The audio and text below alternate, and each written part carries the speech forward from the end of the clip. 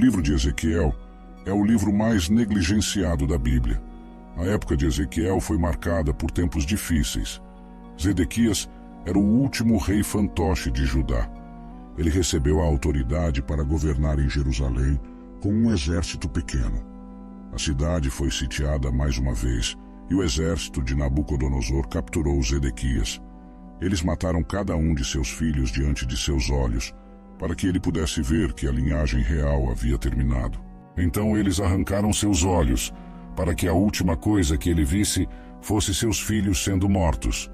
Em seguida, Nabucodonosor ordenou a destruição total de Jerusalém. Ezequiel foi chamado para pregar nessa época, apesar de estar a milhares de quilômetros de distância de Jerusalém, na terra da Babilônia.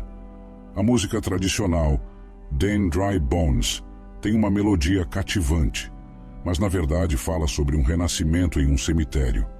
Ela se baseia na visão de Ezequiel sobre o Vale dos Ossos Secos, dada pelo Senhor Deus, que desejava fornecer esperança desesperadamente necessária ao seu povo escolhido. Por causa de sua maldade, o Senhor permitiu que Nabucodonosor invadisse e conquistasse sua terra. As pessoas se tornaram cativas na terra exótica e distante da Babilônia. Estavam abatidas. A visão do Vale dos Ossos Secos é principalmente sobre os filhos de Israel, mas também tem implicações práticas para nossas próprias vidas. Ezequiel, capítulo 37, versículos 1 e 2. A mão do Senhor veio sobre mim, e ele me levou em espírito do Senhor, e me colocou no meio do vale, e estava cheio de ossos.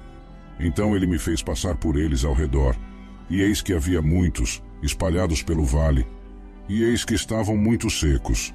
O Senhor apareceu a Ezequiel na forma de um vale cheio de ossos secos. Deus não muda a localização de Ezequiel, mas lhe dá uma percepção vívida de que ele foi levado a um vale cheio de ossos. Sua secura indica que eles estavam lá por um longo período de tempo. Os ossos também sugerem que o vale já foi habitado, mas não mais. O Senhor queria que a mente e o espírito de Ezequiel fossem profundamente afetados pela aparente falta de esperança da situação. Se não tivermos cuidado, nossos lares podem se decompor em um monte de ossos secos. Quanto mais ignoramos as palavras de Deus, as regras familiares, mais provavelmente elas se tornarão um esqueleto. Até mesmo alguns cristãos que antes caminhavam com o Senhor se tornaram um monte de ossos. Eles vivem do que foram em vez do que deveriam ter sido. Efésios capítulo 6, versículos 1 a 4. Filhos, obedeçam a seus pais no Senhor, pois isso é justo. Honra teu pai e tua mãe, que é o primeiro mandamento com promessa, para que te vá bem e tenhas longa vida na terra. E você, pais, não provoquem seus filhos à ira, mas os criem na disciplina e instrução do Senhor. Ezequiel capítulo 37, versículo 3. E ele me disse: Filho do homem, acaso poderão reviver estes ossos? Eu respondi: Senhor Deus, tu o sabes. Ezequiel respondeu à pergunta de Deus sobre se os ossos eram capazes de sustentar a vida, afirmando que somente o Senhor sabia com certeza. Segundo Ezequiel, a situação era impossível. Quando contemplamos a importância do dia, também podemos refletir sobre os tempos que virão. Se desejamos ver um avivamento, caberá ao Senhor trazê-lo, assim como ele fez na época de Ezequiel. Mas Deus é capaz de realizar tudo o que ele determina. Ele é o Deus do impensável. Lucas, capítulo 18, versículo 27. Ele, porém, respondeu: O que é impossível para os homens é possível para Deus. Ezequiel, capítulo 37, versículos 4 a 8. Novamente ele me disse: Profetize sobre estes ossos e diga-lhes: Ossos secos, ouçam a palavra do Senhor. Assim diz o Senhor Deus a estes ossos: Certamente farei entrar o fôlego de vida em vocês e vocês reviverão. Colocarei tendões sobre vocês, farei crescer carne sobre vocês.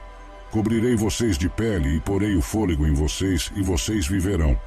Então vocês saberão que eu sou o Senhor. Então, profetizei como fui ordenado, e enquanto eu profetizava, houve um barulho e, repentinamente, um ruído de ossos se juntando, osso ao seu osso. E à medida que eu olhava, os tendões e a carne cresciam sobre eles, e a pele os cobria, mas não havia fôlego neles. Ezequiel recebeu posteriormente instruções do Senhor para pregar aos ossos que já haviam morrido. Ezequiel estava sendo mostrado por Deus uma verdade crucial que todos nós precisamos compreender, que é que a proclamação da palavra de Deus carrega consigo poder. A vida a ser encontrada na Bíblia. Ela oferece vida e fé àqueles que a recebem. Ezequiel presenciou um evento miraculoso. Os ossos começaram a se fundir uns aos outros, osso ao osso, e enquanto ele observava, músculos e carne começaram a crescer sobre os esqueletos, e em breve seus corpos estavam cobertos de pele. No entanto, eles não passavam de um grupo de corpos mortos se movendo de maneira ordenada. Hebreus capítulo 4, versículo 12. Porque a palavra de Deus é viva e eficaz, e mais afiada do que qualquer espada de 2 gumes, e penetra até a divisão de alma e espírito, e de juntas e medulas, e é apta para discernir os pensamentos e intenções do coração. Romanos capítulo 10, versículo 17. Logo a fé vem pelo ouvir, e o ouvir vem pela palavra de Deus. Ezequiel capítulo 37, versículo 9. E ele me disse: profetize ao vento, profetize, ó filho do homem, e diga ao vento: assim diz o Senhor Deus, vem dos 4 ventos, ó Espírito, e assopra sobre estes mortos para que vivam. Algumas pessoas acreditam que a obra de Deus é realizada através da organização, algo que não deve ser subestimado, pois até mesmo nossos corpos são organizados. Uma igreja pode ter seus assuntos em ordem, mas se não tiver o fôlego, a igreja não passa de um corpo sem vida. Ezequiel recebeu instruções de Deus para pregar ao fôlego. A palavra ventos é derivada da palavra hebraica ruach, que pode significar vento, respiração ou espírito. Ezequiel estava no processo de descobrir que tudo o que as pessoas realizam é em vão, a menos que o Espírito Santo esteja presente. A presença do sopro divino de vida é necessária em nossa existência, da mesma forma como foi para Adão. Uma pessoa nasce do Espírito quando nasce de novo. Deus deve infundir vida espiritual em nossos corações. Ezequiel testemunhou uma tremenda demonstração de vitalidade quando o exército se levantou. Gênesis capítulo 2, versículo 7. Então o Senhor Deus formou o homem do pó da terra e soprou em suas narinas o fôlego de vida, e o homem se tornou um ser vivente. João capítulo 3, versículo 5 a 8.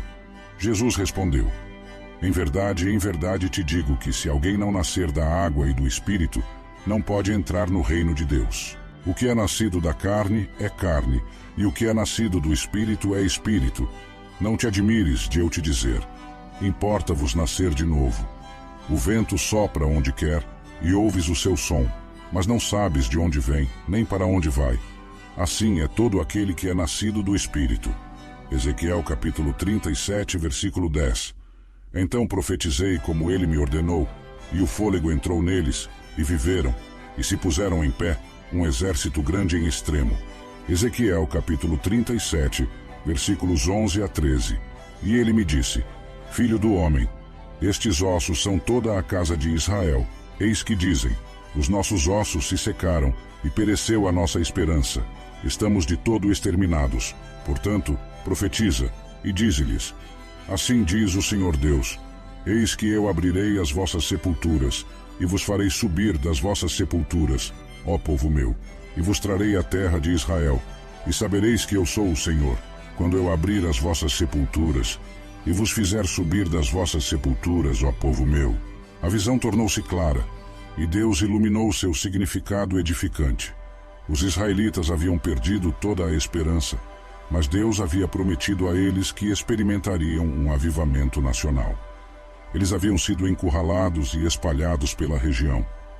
Os humanos acharam que as coisas eram desesperadoras, mas subestimaram o poder de Deus. Israel não apenas será revivido, mas também será restaurado à sua antiga glória. Deus prometeu restaurá-los à sua terra natal. Ezequiel, capítulo 37, versículo 14.